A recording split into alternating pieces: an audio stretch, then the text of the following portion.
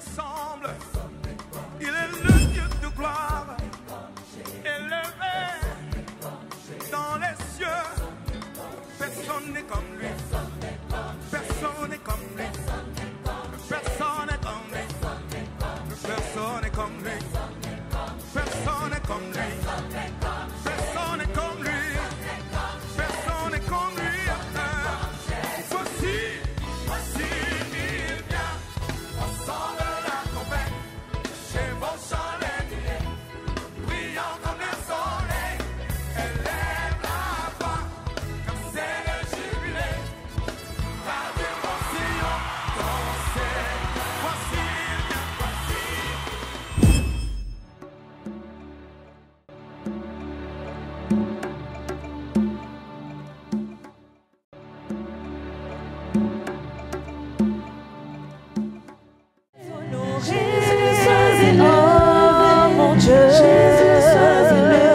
Acclamons Jésus pour qu'il soit élevé. Acclamons-les, acclamons-les, acclamons-les. Jésus est Seigneur. Ah, nous bénissons le Seigneur pour les temps qu'il nous donne pour, n'est-ce pas, nous présenter encore devant son peuple, continuer son œuvre. Alléluia. Parce qu'il faut reconnaître que cette œuvre, c'est lui qui l'a commencé. Il est l'auteur de cette œuvre. Et nous voulons cheminer avec lui. Merci Seigneur pour ce temps que tu nous donnes. Accorde-nous une grâce Seigneur de comprendre les Écritures, de sortir de l'ignorance, car la connaissance et l'écriture est le commencement, Seigneur, de la sagesse et l'aboutissement, Seigneur, de notre destinée. Sans la connaissance des Écritures, Seigneur, nous ne pouvons pas te connaître, toi, Dieu, car toi, tu es la parole. Sans la connaissance des Écritures, Seigneur, nous ne pouvons pas te servir. Nous ne voulons pas faire n'importe quoi. Et nous ne voulons pas, Seigneur, travailler en vain. Mais nous voulons faire ta volonté. Ta volonté, c'est de faire ce que tu nous demandes de faire. Et de répondre chacun à son appel. Chacun à sa mission. Et chacun a sa vocation et sa destinée.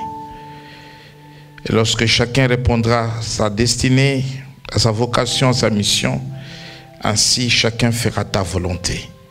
Comme toi, tu as fait la volonté du Père quand il t'a envoyé sur la terre. Aujourd'hui, c'est toi qui nous envoies, Seigneur. Où tu nous envoies? Pourquoi tu nous envoies? C'est cela que nous voulons comprendre. Ta parole est la vérité. Sanctifie ton peuple par la vérité.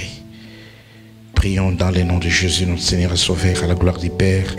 Amen. Amen. Ah, nous allons prendre place.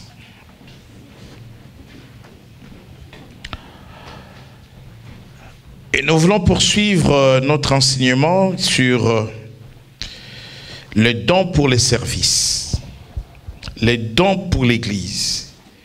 Le but de ces enseignements, c'est d'amener chaque enfant de Dieu. Parce que la Bible dit qu'à chacun, le Saint-Esprit a offert, a donné un don. Et nous pouvons dire aussi des dons. Parce qu'il y en a qui en ont reçu beaucoup. Vous voyez la parabole du talent.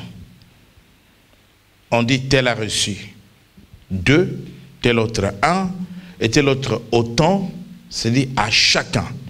Comme dans la parabole du talent. Nous ne recevons pas tous la même mesure. Alléluia.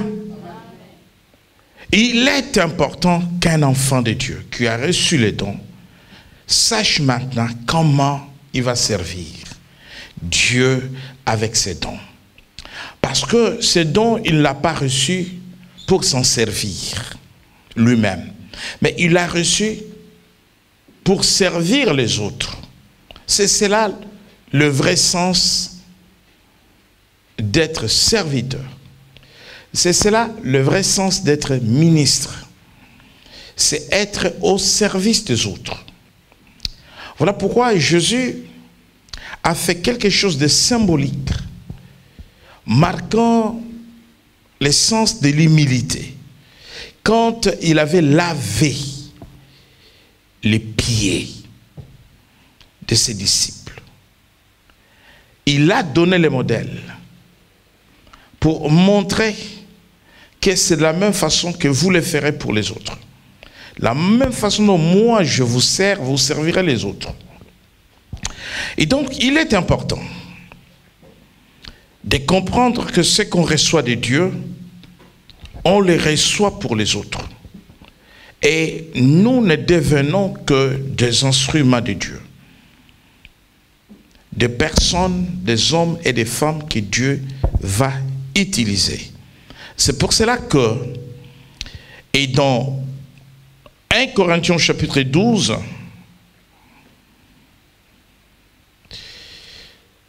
verset 4, nous lisons la parole de Dieu. 1 Corinthiens chapitre 12, verset 4, j'ai la parole en Jésus-Christ. Il y a diversité de dons, mais le même esprit. Diversité de ministères, mais le même Seigneur. Diversité d'opérations, mais le même Dieu qui opère tout en tous. Verset 7. Verset 7. Or, à chacun la manifestation de l'esprit est donnée pour l'utilité commune. Merci. Est donnée pour l'utilité commune. Le problème de l'Église, c'est quand quelqu'un reçoit un don et qu'il n'a pas compris que Dieu lui a donné cela pour les autres, pour l'utilité commune. Les dons distribués par le Saint-Esprit ne doivent pas être comparés avec le diplôme obtenu dans des écoles. Si quelqu'un va à l'école de droit, je prends un exemple. Quelqu'un va, parce qu'en droit, vous avez plusieurs domaines d'activité. Bon, et quelqu'un choisit une filière qui les conduit. À l'école de droit ou à l'école des assurances ou à l'école de médecine. Et dans les professions libérales, au sortir de l'école, il dira, moi je ne vais pas aller travailler pour le public, mais je vais me mettre à mon compte. C'est-à-dire, au lieu, j'ai le diplôme de médecin, au lieu de travailler à l'hôpital intercommunal à Créteil, j'ouvre mon cabinet. Une activité libérale. Je paierai mes impôts, mais à mon compte.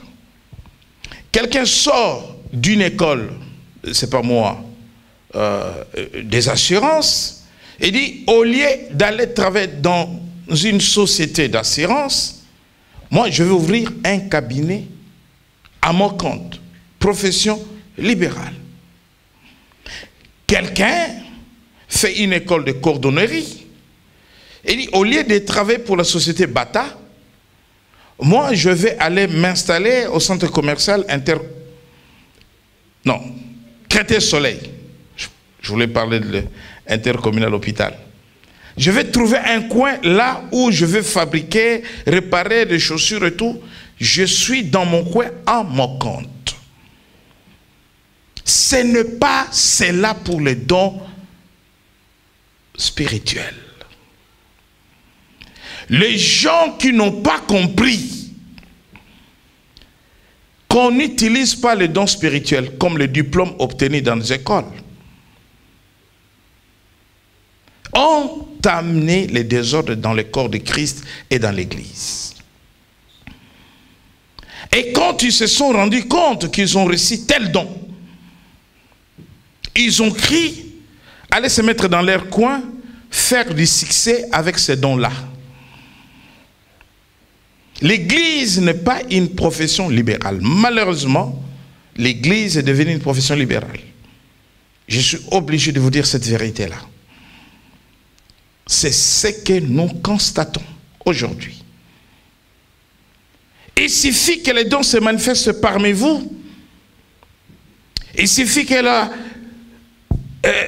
l'ancien Boni ait développé un don, appel pastoral, mais ce n'est pas pour lui. C'est pour les jubilés. C'est pour moi, c'est pour toi, c'est pour nous que Dieu lui donne ces dons-là. Mais s'il n'a pas compris la chose telle que la Bible les dit, ou peut-être qu'il a compris, mais il est têtu, ou il est dans l'incompréhension des Écritures, parce que beaucoup de chrétiens sont dans l'incompréhension des Écritures. Jésus a dit aux pharisiens, alors que c'était des gens qui étudiaient la loi, qui maîtrisaient les textes en termes de littérature. Jésus leur dit, votre problème, c'est que vous êtes dans l'erreur. L'erreur de la compréhension de cette loi. L'erreur de l'interprétation de cette loi. Alors si quelqu'un est dans l'erreur et qu'il a reçu un don, voilà pourquoi certains sont sortis du cadre du corps de Christ pour créer leur propre ministère.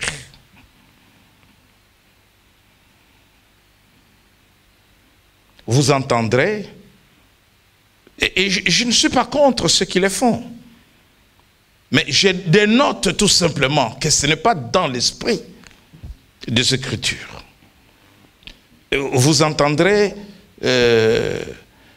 inquimi ministris. Ça veut dire que je fais la part des choses entre mon ministère en tant qu'inquim et l'église du Jubilé. Donc, inquim ministris devient une profession libérale.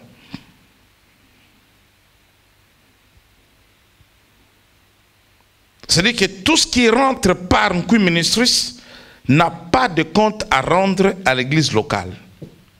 Vous savez que c'est dangereux lorsque vous n'avez pas de compte à rendre à l'église locale. Alors que même Pierre, alors que le Seigneur, par la révélation, l'envoie dans la maison de Corneille. Il va dans la maison de Corneille, prêche la parole de Dieu.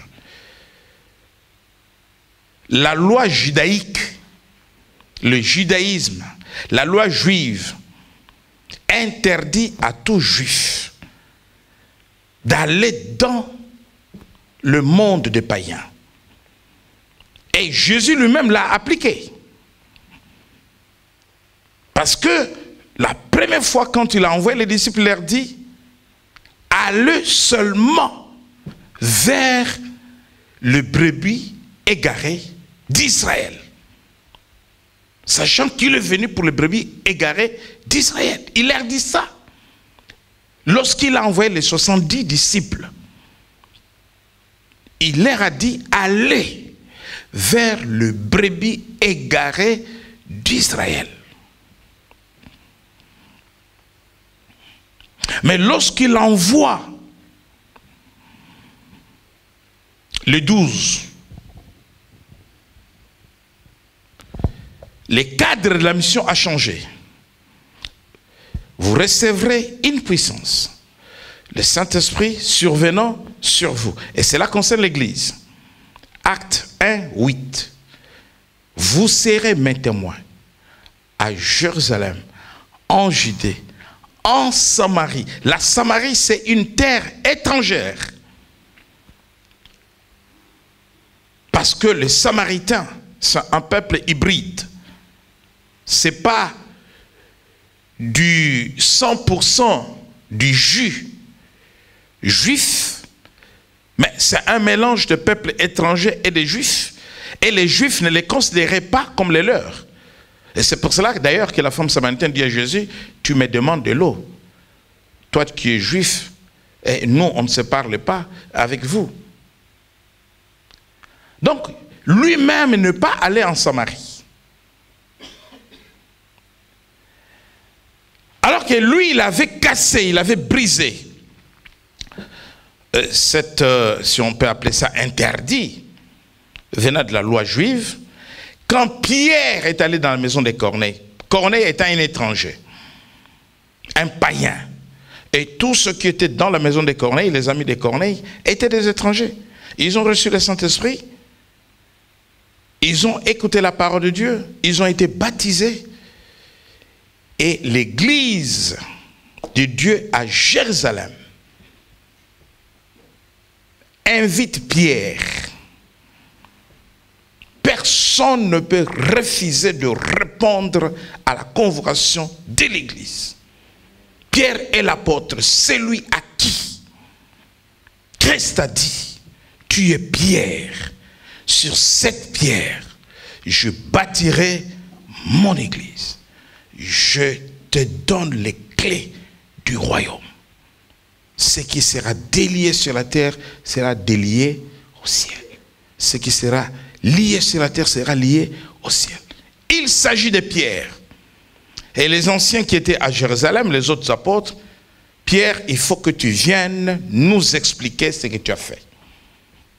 On ne peut pas refuser de donner des explications à l'église lorsque l'église vous le demande. Ne dites pas non, mais vous êtes devenus des juges. Pierre a répondu à la convocation de l'église. Quand je donne les cours dans des écoles bibliques, souvent c'est un sujet que je me donnais à l'examen, la conférence de Jérusalem. Pierre devrait expliquer à l'église. Il dit, mais moi j'étais dans mon coin. Et j'ai reçu une recommandation du Seigneur. Ce que moi je voyais impur, le Seigneur me dit, ce que je déclare pur, personne ne peut le voir impur. Va dans la maison de Corneille. Je suis allé. Et Jacques prend la parole et dit à Pierre, non, il dit à l'assemblée, je pense que Pierre a raison. Parce que, regardez dans la parole de Dieu, ce qu'avait dit le prophète Amos. Pour expliquer que l'évangile devrait atteindre les non-juifs. Donc, bien-aimés dans le Seigneur, là, je voudrais parler de l'importance de l'Église. Le rôle de l'Église. Ne joue pas avec l'Église. Ne minimise pas l'Église. L'Église a une autorité au-dessus de mon autorité. En tant que ministre de Dieu, je ne suis pas au-dessus de l'Église. Pierre n'était pas au-dessus de l'Église. Si tu reçois un don, ce don ne te donne pas droit de surpasser l'Église. Tu vas l'exercer dans l'Église. L'Église doit l'approuver. L'Église doit reconnaître ses dons. Si tu comprends ces choses, bien-aimé, que tu as un don, que tu l'exerces dans l'Église, tu es béni. Si tu ne comprends pas ces choses et que tu reçois les dons pour en faire demain une profession libérale, bien-aimé, tu es en marge de la vérité. Alléluia. Amen. Alléluia. Amen. Si l'Église reconnaît ses dons en toi et l'Église t'envoie, tu es béni. Parce que l'Église peut t'envoyer. Voyez-vous, l'Église d'Antioche. Et c'est là, pour la première fois qu'on va appeler les élus les chrétiens. On ne les appelait pas des chrétiens. On les appelait des saints. C'est pour cela que quand Paul écrit, il dit « aux saints de Dieu qui sont dans l'église d'eux ». Mais à Antioche pour la première fois, parce que nous prenons les témoignages de Christ, parce que nous suivons la doctrine de Christ. Et alors, qui sommes-nous? Nous sommes des chrétiens. Et cette église était en prière et en jeûne. Vous savez, entre le jour où Paul a rencontré Jésus sur le chemin de Damas, il vit une lumière, il a entendu la voix du Seigneur, Jésus lui parle, Jésus lui donne les instructions. Il va à Damas. Jésus envoie l'ancien Ananias prier pour lui. Il impose les mains, il les baptise. Ce qui est grave. Et là où on ne doit pas jouer avec les dons et les services de Dieu. Entre le temps où Paul a rencontré Jésus et le temps où il est préparé, quand vous lisez dans Actes, dans Galates, vous allez voir qu'il va se passer environ 14 ans. 14 ans.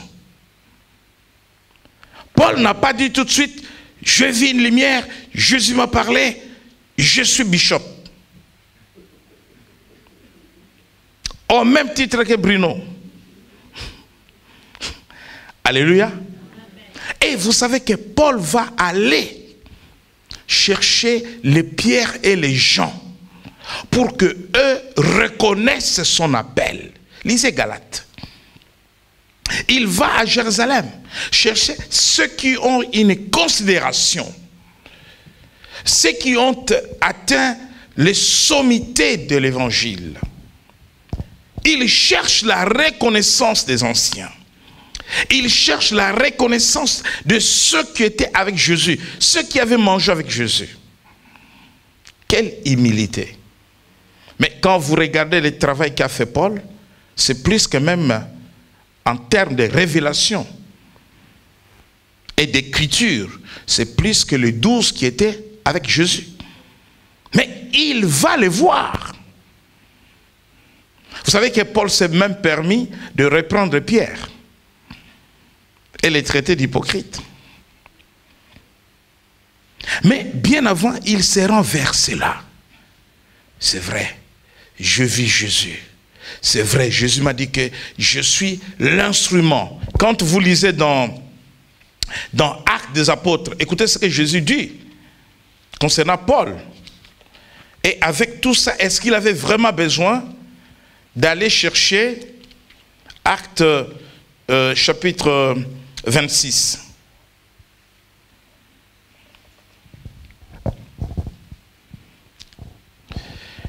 Verset 15, il dit, je répondis, oui, qui es-tu, Seigneur?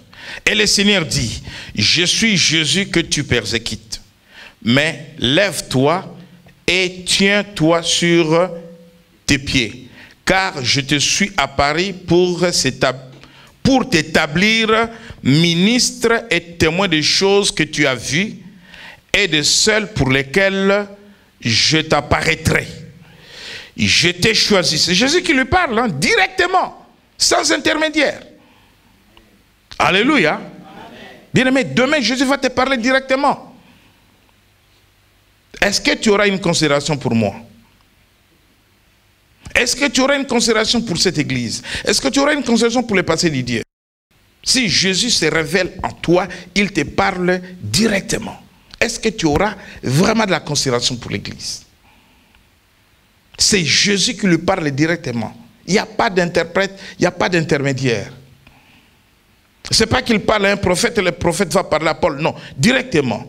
Je t'ai choisi du milieu de ce peuple et du milieu de païens, vers qui je t'envoie.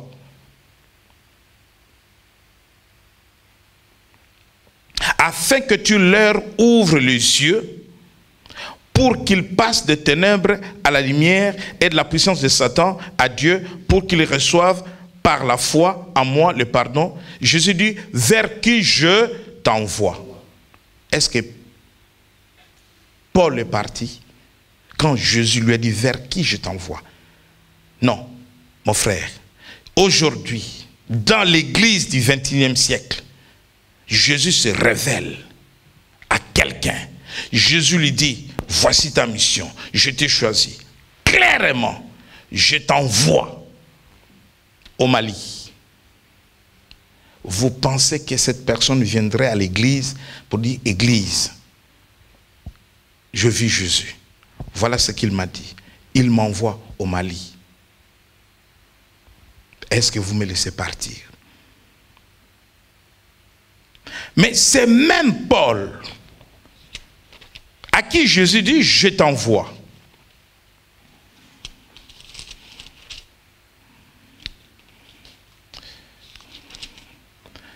Dans Actes des Apôtres, au chapitre 13,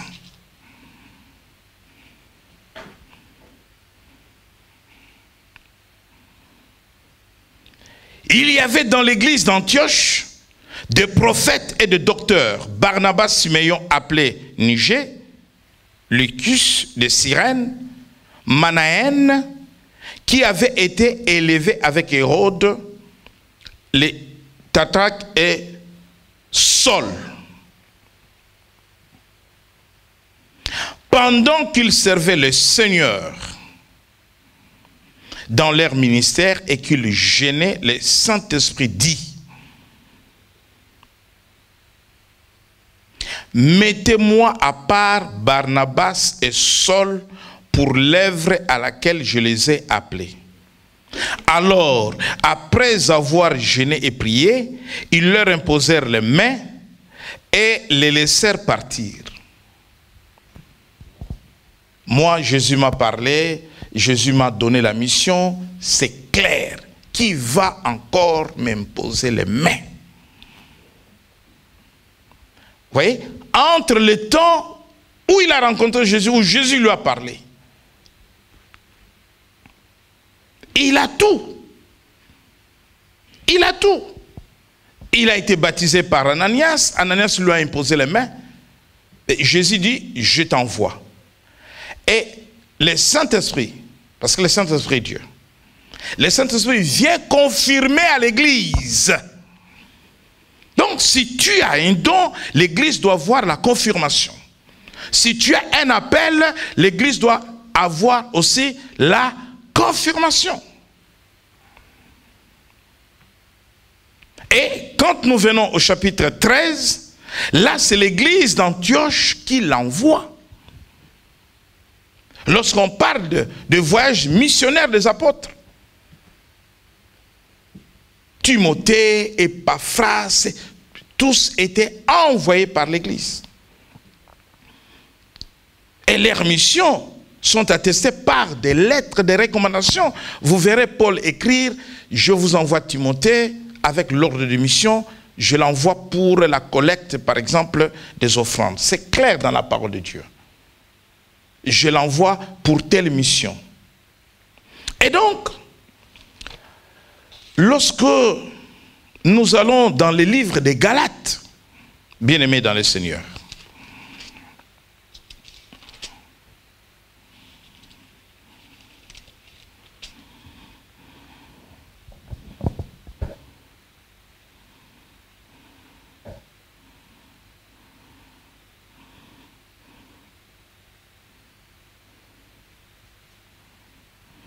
dans Galates, au chapitre 1er,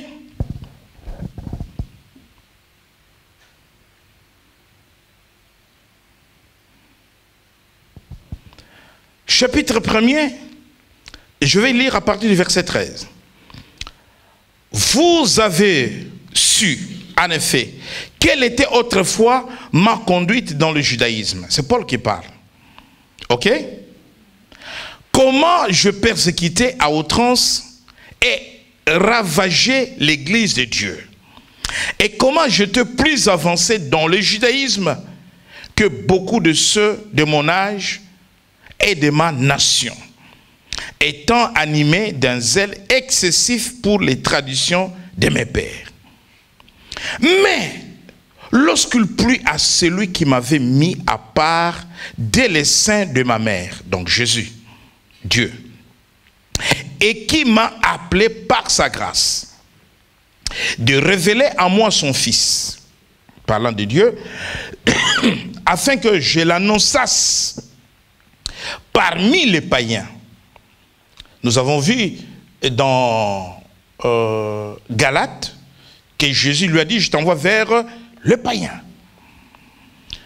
Aussitôt, je n'ai consulté ni la chair ni le sang, et je ne montai point à Jérusalem vers ceux qui furent apôtres avant moi. Il fait allusion à Pierre, Jean, Jacques, André et les autres.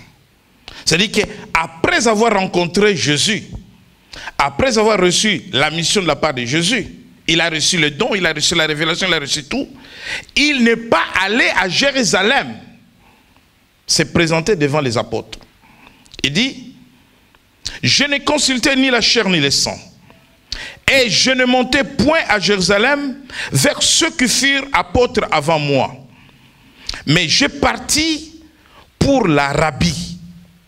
Puis je rêvais encore à Damas.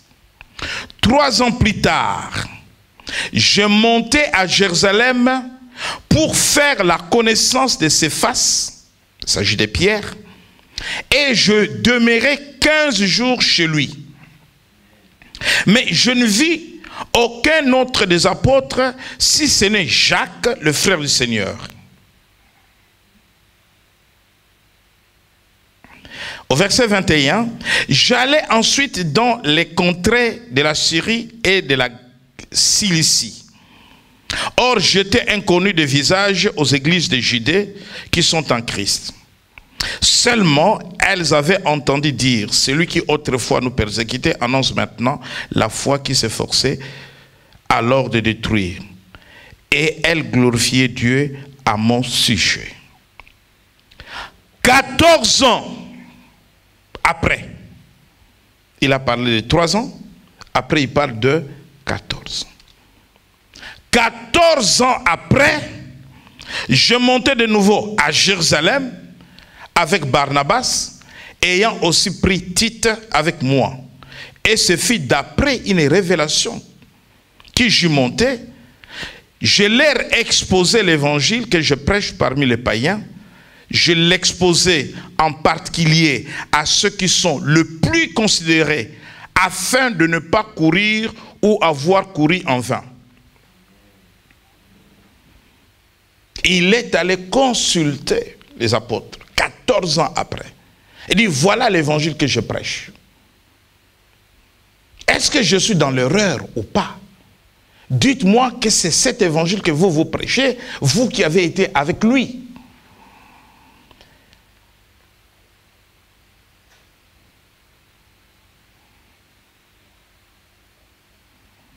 Et quand vous lisez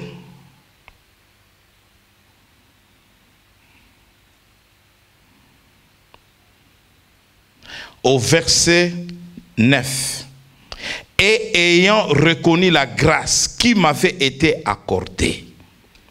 Qui ont reconnu la grâce qui lui avait été accordée? Les apôtres. La grâce, les dons, les talents. C'est ça la grâce. Les dons dont nous parlons. Et ayant reconnu la grâce qui m'avait été accordée, Jacques, l'apôtre Jacques, vous savez que c'est lui qui était le pasteur de l'église de Jérusalem. Céphas, il s'agit de Pierre, et Jean, qui sont regardés comme des colonnes, me donnèrent à moi et à Barnabas la main d'association afin que nous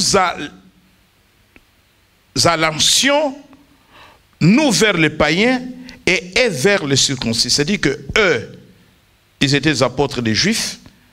Paul et Barnabas, les apôtres des païens. La main d'association, c'est-à-dire qu'ils les ont reconnus.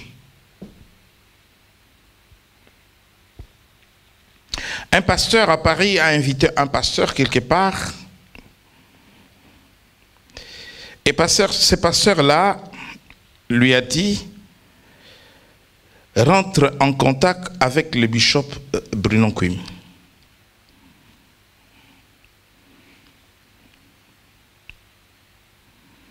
Et j'attends que ce pasteur-là m'appelle.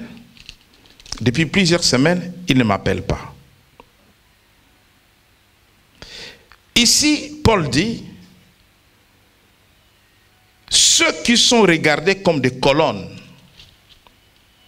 me donnèrent à moi et à Barnabas la main d'association, c'est-à-dire reconnaître le don, la grâce de Dieu qui était sur lui. Je parlais d'un appel que j'attendais. Et quand son invité m'a appelé pour me dire, mais tel pasteur devrait t'appeler, il ne t'a pas appelé, je lui ai dit qu'il ne m'appellera pas si moi je ne l'appelle pas. Et il me dit, oui, c'est vrai. Il m'a dit qu'il a beaucoup de respect pour toi. Vous savez, ce pasteur a une salle de culte plus grande que la nôtre. Un jour, je suis arrivé dans son église et le protocole m'a installé dans son bureau sans que lui le sache, et lui, il était dans la salle de culte. Et il est sorti de la salle de culte, il venait vers le bureau, à la porte, il m'a vu dans son bureau, il est sorti. Amen. Les gens qui sont enseignés reconnaissent les colonnes de l'évangile, reconnaissent les anciens. Je vous dis, sa salle de culte est plus grande que celle-ci.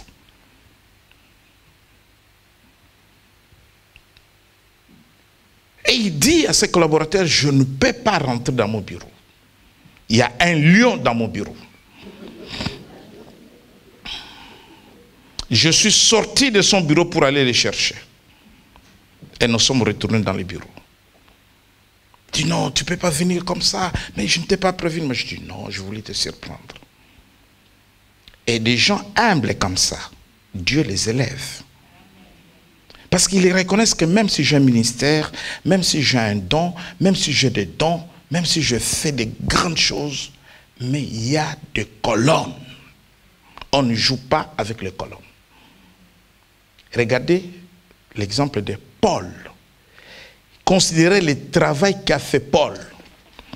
Même les Barthélemy n'ont pas fait ça. Les disciples qui étaient avec le Seigneur lui-même. Regardez le travail qu'a fait Paul. Mais quand il a reçu, il dit, je dois aller vers les anciens. Qu'ils m'entendent, que je leur explique comment moi je vois les choses. Qu'est-ce que moi je prêche? Comment j'ai rencontré le Seigneur? Et il parle de la main de l'association, donc ils l'ont reconnu. Et à partir de ce moment-là, si le Pierre, le Jacques reconnaissent Paul comme apôtre au même titre que, qu'est-ce que tu vas dire? Donc c'est pour dire que les dons ne sont pas donnés pour des professions libérales.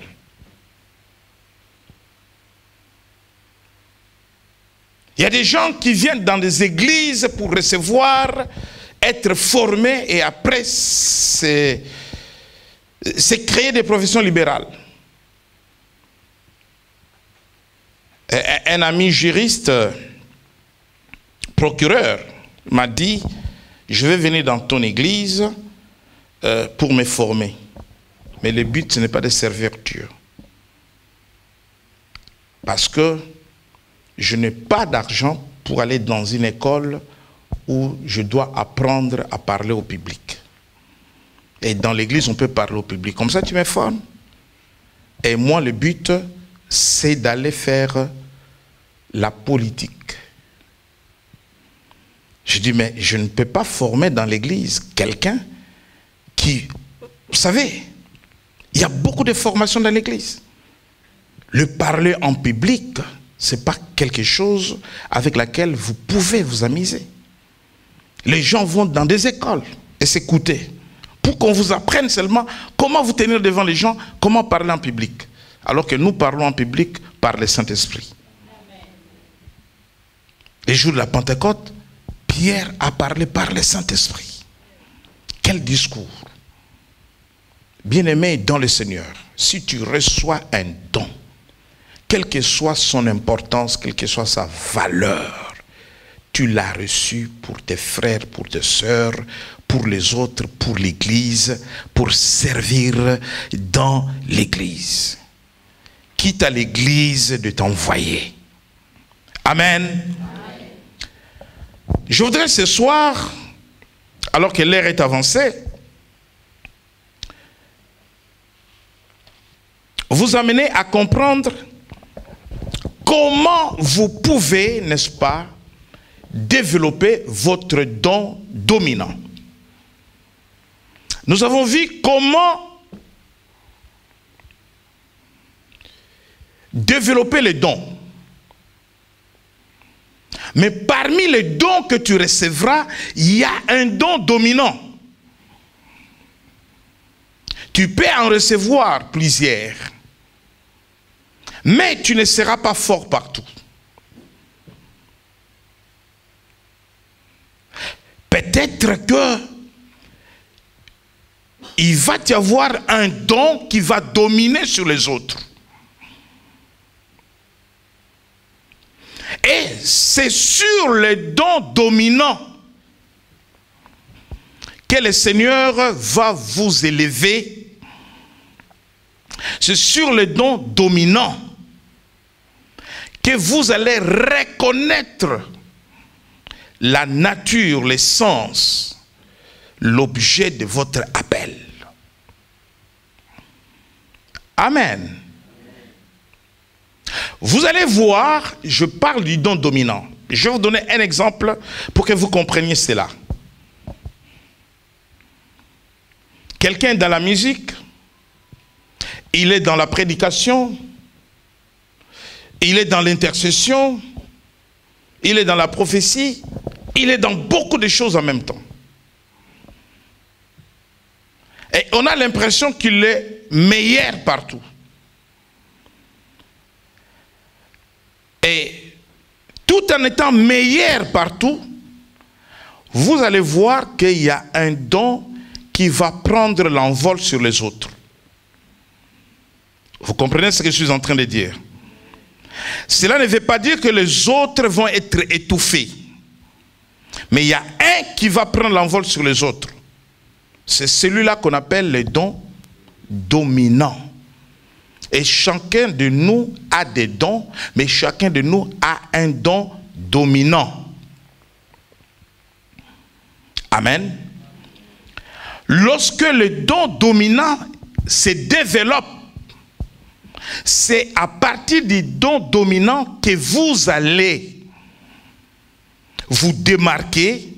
C'est à partir du don dominant que vous allez réellement comprendre et découvrir votre appel, votre mission, ce que vous devez faire sur la terre. Amen. Vous verrez quelqu'un, il est menuisier, il est charpentier, il est maçon, il est plombier. Mais entre la menuiserie, la maçonnerie, la plomberie, vous allez voir qu'il est beaucoup plus à l'aise, où il va plus développer une activité principale et les autres activités deviennent accessoires. Des fois, les gens ont des dons, mais ils veulent tout développer. Et des fois, ça va aller dans tous les sens, ça fait désordre. Il n'y a pas de don dominant. Et la personne n'évolue pas comme elle devrait évoluer. Parce que la personne ne reconnaît pas son don dominant. Vous savez que nous allons dans certaines réunions de serviteurs de Dieu. Lorsque nous posons les problèmes, la problématique de l'erreur d'orientation d'appel, des gens qui sont devenus évangélistes alors qu'ils devaient être des pasteurs, ceux qui sont des pasteurs alors qu'ils devraient être des apôtres, ce sont des problématiques dans les ministères. Et ce sont des problèmes auxquels nous devons apporter des solutions. Parce que lorsqu'on n'est pas au bon endroit, on ne peut pas bien évoluer. Ou on va échouer. Ou on va tourner à rond. Voyez-vous? Et c'est comme cela qu'une personne ne peut pas, en ce qui concerne les dons de ministère, être consacrée 2 fois. Il y a quelqu'un qui m'a dit, écoutez, moi j'ai été consacré évangéliste, mais là on me dit que je suis prophète.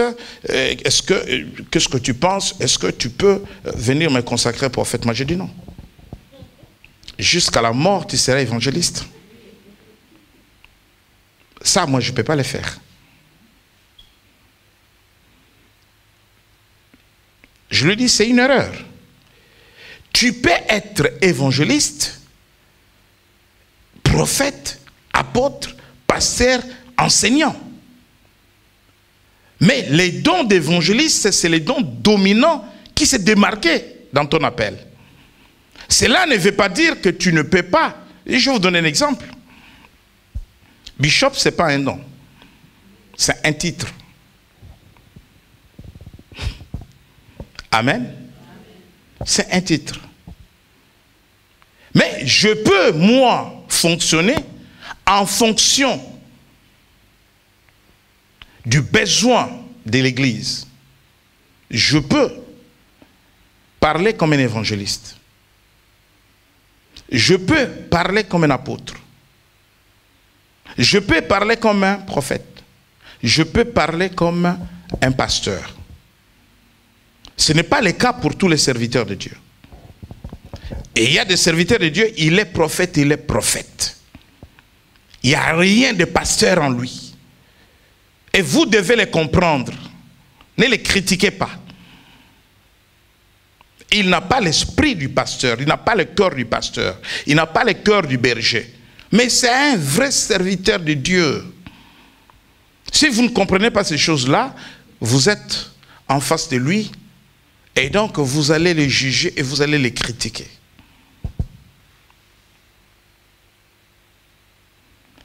Et je vous donne un exemple. J'étais en Allemagne pour une campagne d'évangélisation des guérisons miracles. Le sujet, le thème de la campagne, c'était la guérison divine, non, la croissance de l'Église et la guérison divine.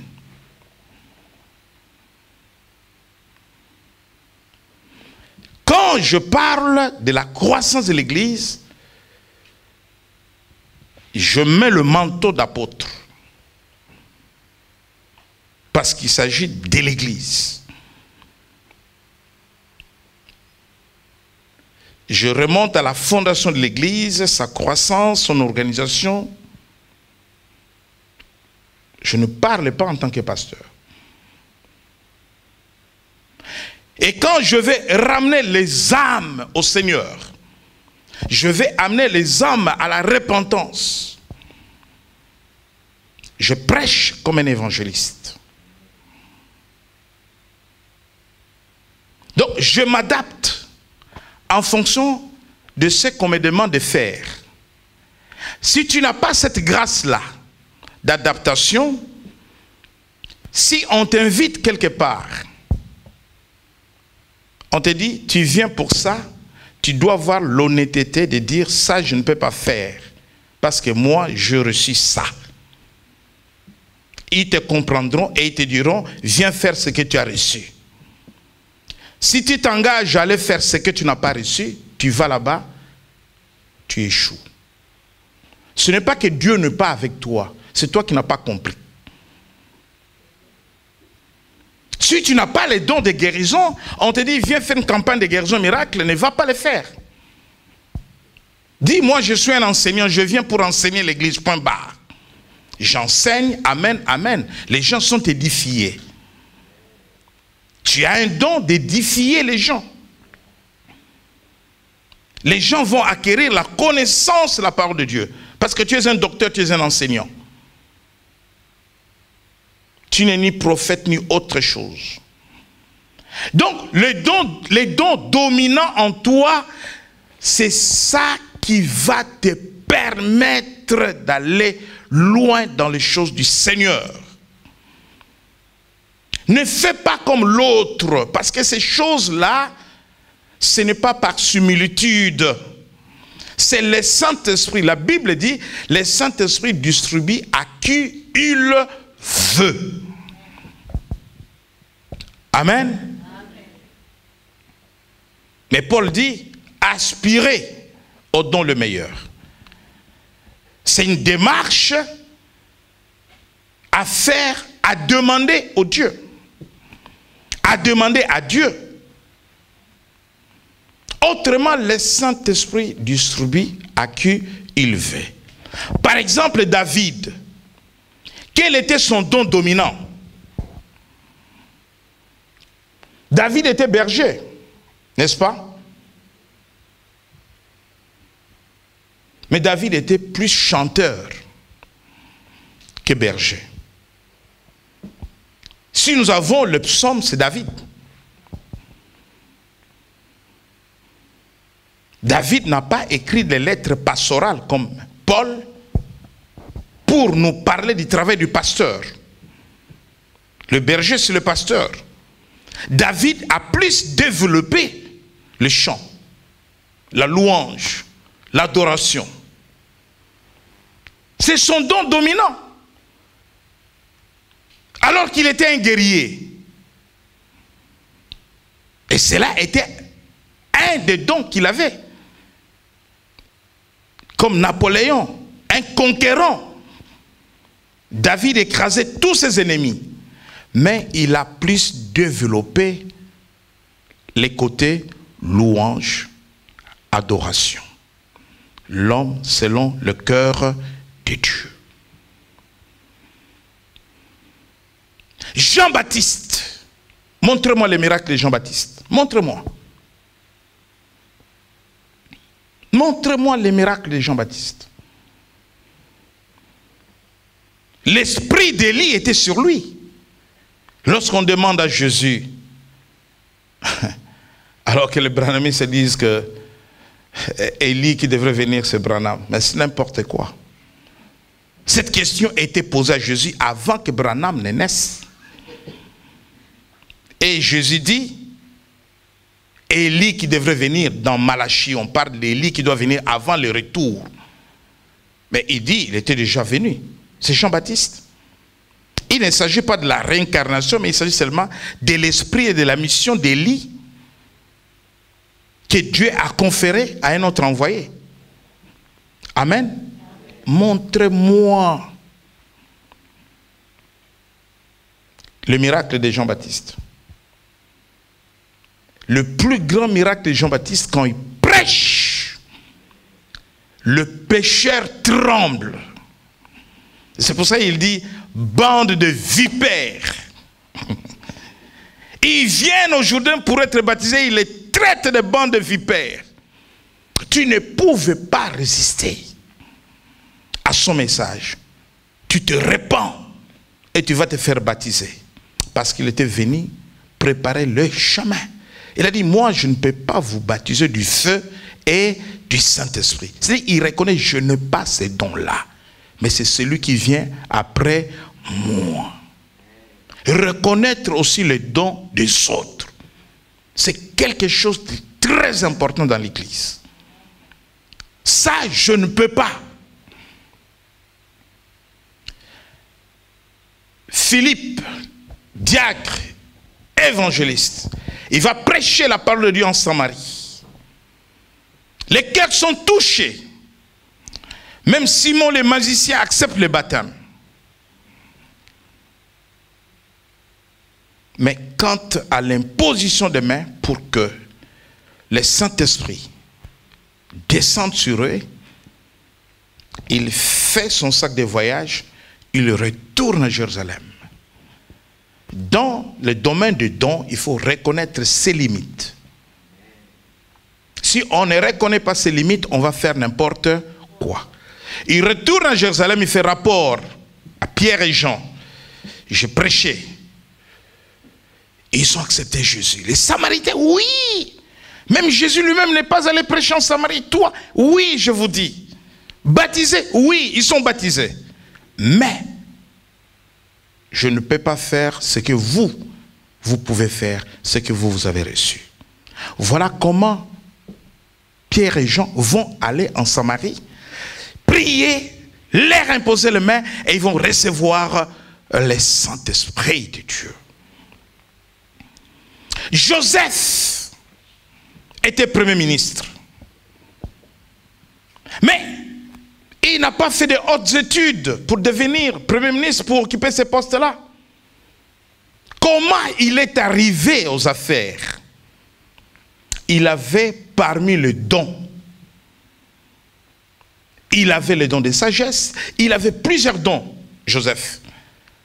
Lorsqu'il interprète les songes à Pharaon, il lui propose une solution.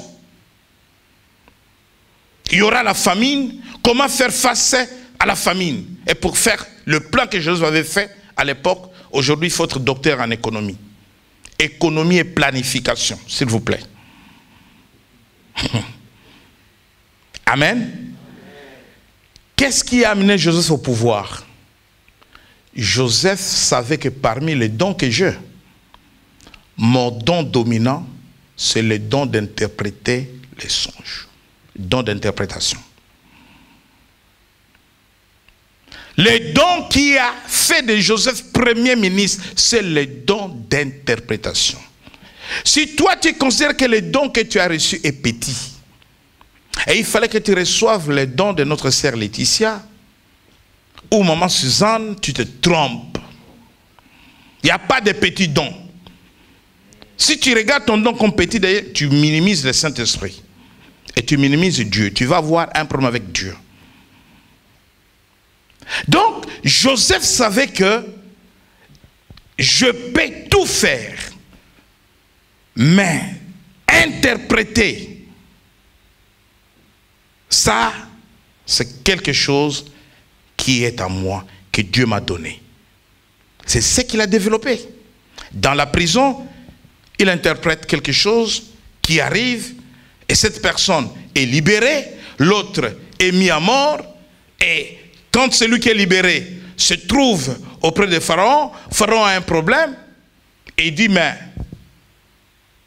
aucun sage en Égypte, aucun magicien ne peut m'expliquer ces songes. Il y a un jeune hébreu là-bas en prison. Voilà comment il m'avait expliqué ce que j'avais vu en songe. Et les choses se sont arrivées. Allez les chercher. Et Daniel, c'est pareil. Donc, chacun a un don dominant. Chacun a un don dominant. Et les dons dominants, Paul par exemple, l'apôtre Paul dit, parce qu'il connaissait son don dominant, il dit, le Pierre et les Jean et tout ça sont vraiment des apôtres des Juifs. Moi, chez les Juifs, ça ne passe pas. Vous savez, quand il a commencé le ministère, il a commencé dans les milieux des Juifs. Mais il commençait à s'écarter de son don dominant. Parce que quand il approchait les Juifs, il dit, c'est lui qui persécutait les gens, qui tuait les chrétiens. Non, non, non, c'est un espion. Méfiez-vous. Les gens fouillaient Paul, vous ne pouvez pas imaginer. Non, non, non, j'ai changé, j'ai rencontré Jésus. Non, pas toi. Amen. Alors que Jésus lui avait dit, nous avons lu dans Actes, que je t'envoie vers le païen. Son don dominant, c'était d'être l'apôtre des païens et non des juifs. Contrairement à Pierre, il n'a pas envié les Pierre qui étaient les apôtres des Juifs. Lui, apôtre des païens. C'est l'apôtre qui a fait beaucoup plus de succès et qui a beaucoup souffert. Et donc, vous devez comprendre que lorsque vous recevez un don, vous le recevez pour l'Église. Vous pouvez aussi recevoir un don pour moi, pour m'aider dans le travail que je fais. Alléluia. Amen. Il y a des gens qui reçoivent des dons que pour être aux côtés des leaders toute leur vie.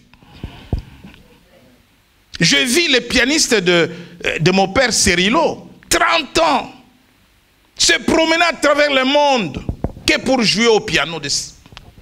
Quand Cyrilo monte, lui il est là. Je vis des gens qui sont avec le docteur Cyrilo depuis 30 ans, rien que pour arranger le micro. Le docteur Cyrilo ne change pas son micro. Même quand nous sommes allés à Kinshasa, les mêmes micros. Mais il y a quelqu'un qui s'occupe de ces micros-là. Amen. Amen. Amen.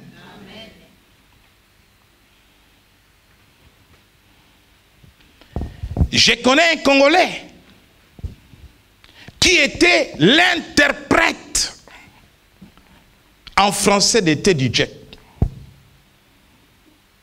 C'est même un cousin. Vous voyez le ministère de Teddy Jack. Et ça, c'est le problème des Noirs. Donc, le fait d'être interprète... Vous voyez la taille du ministère de Teddy Jack aux États-Unis. Donc, tout francophone qui arrivait aux États-Unis, si lui n'est pas là, que tu viennes de l'Afrique, de la France, tout francophone, si lui n'est pas là, Teddy Jack ne te reçoit pas. Interprète de Teddy Jack. Travaille aux côtés de Teddy Jack. Ça, c'est le problème des Noirs. Permettez-moi. Je ne suis pas raciste. C'est entre nous. Il fait l'école de ministère de Teddy Jack.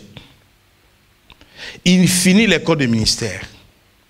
Il a un calcul derrière. Il pense que le fait d'avoir longtemps été interprète de Teddy Jack, si je fais ma profession libérale, ça va marcher. Je peux vous dire, aujourd'hui par terre. Par terre.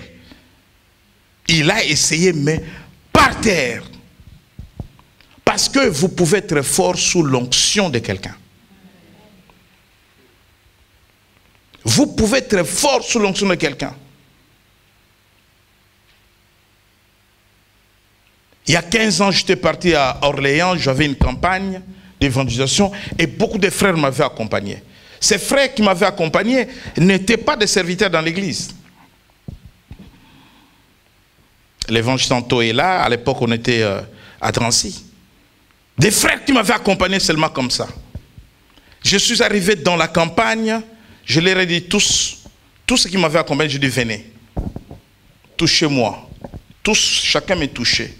Allez, priez pour les gens. Les gens sautaient, tombaient comme des chenilles. Et ça s'est arrêté ces jours-là. Ils ne sont même pas devenus des pasteurs. À la fin, nous revenons à l'église, l'affaire est terminée. Savez-vous, quand Dieu prend l'esprit qui était sur Moïse, il le met sur les anciens autour de lui, ils se sont mis à prophétiser. Même ceux qui étaient restés dans les camps. Mais le lendemain, ils n'ont pas prophétisé. La prophétie s'est arrêtée. Il y a des gens qui reçoivent des dons pour être au service de quelqu'un. Alléluia. Amen. Dieu appelle Moïse. Il dit à Moïse, pour supplier à ton insuffisance du langage, je mets Aaron avec toi. Si toi tu étais Aaron, tu ferais une profession libérale. Pour dire à Moïse, tu fais du chantage à Moïse. Parce que Moïse ne pouvait pas parler sans Aaron. Il fallait qu'Aaron soit là. Quand il voulait parler, il faut y... Si Aaron allait aux toilettes, Moïse attendait. Toi, tu lui ferais du chantage. Hein? Tu lui dirais, on fait moitié-moitié, sinon moi aujourd'hui, je ne bosse pas. Alléluia. Nous parlons de dons, c'est très important parce que vous avez des dons. Et ma prière est que ces dons-là se manifestent. Mais que ces dons-là soient utiles pour les autres, pour l'Église. Qu'on ne passe pas à côté de la plaque. Amen. Quand vous lisez dans Exode 36, lisez à la maison, nous n'avons pas le temps. Nous sommes un peu débordés. De 1 à 2, Betsalé, Oholiab, tous ces gens-là, Dieu leur a donné le don pour construire le tabernacle. Mais à qui Dieu avait ordonné la construction du tabernacle? C'est à Moïse. Et pourquoi il donne des dons à ces gens-là? Donc ces gens-là devraient travailler pour Moïse. Est-ce que vous comprenez? Ce n'était pas pour aller construire leur maison. Ils sont devenus par le Saint-Esprit des ingénieurs, des géomètres. Et c'était pour les tabernacles. Nulle part on nous dit qu'ils sont allés construire des maisons à la cité. Ils ont construit les tabernacles. Votre don vous est donné pour solutionner les problèmes de ceux qui vous sont proches. Lisez Proverbe rapidement. Vous m'excuserez pour les retards. Proverbe 3, 27. Votre don, c'est pour donner des solutions aux problèmes des autres. C'est pour résoudre les problèmes des autres. Amen. Proverbe chapitre 3, verset 24. Rapidement, s'il vous plaît. Proverbe chapitre 3, verset 24. 27. Verset 27, pardon. Ne refuse pas un bienfait à celui qui a droit, quand tu as le pouvoir de l'accorder. Amen.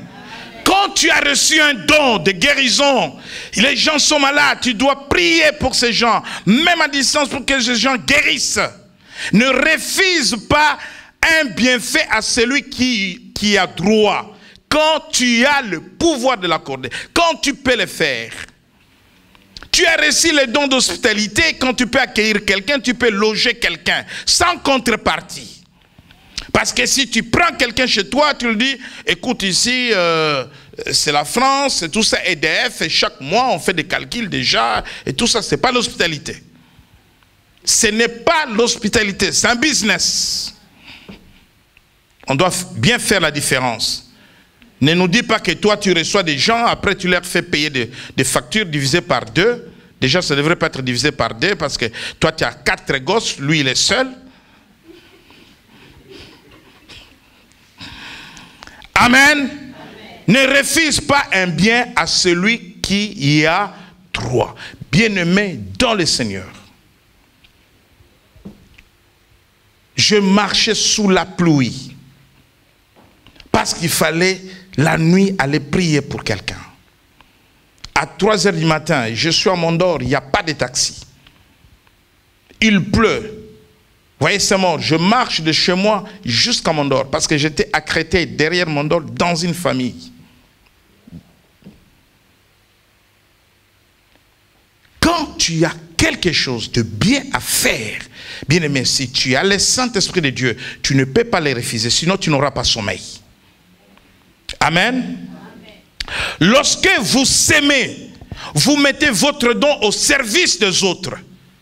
Ça s'appelle s'aimer les dons. Amen. Dites avec moi, s'aimer avec les dons. Voilà. S'aimer avec les dons, c'est mettre les dons au service des autres, au service de l'Église. Vous lisez dans Ephésiens 6, 8. Là, vous recevez une récompense de la part de Dieu. Une récompense de la part de Dieu. N'admirez pas ceux qui ont les dons différents de vôtres. Contentez-vous de votre don. Et ces dons-là vont se développer. Si vous avez un don dominant, ne dites pas, moi j'aurais bien voulu son don. Non. Accepte ton don, aime ton don. Lorsque ton don va se développer, lui n'en a pas, lui aussi il va envier ton don. Et parce que toi tu ne peux pas envier son don et lui ne peut pas envier les siens, vous allez mettre vos dons au service de l'église. Sans son don, il y a une insuffisance. Sans ton don, il y a une insuffisance. Il n'y a pas de don qui soit plus important que les autres. Tout don est utile pour l'édification de l'église.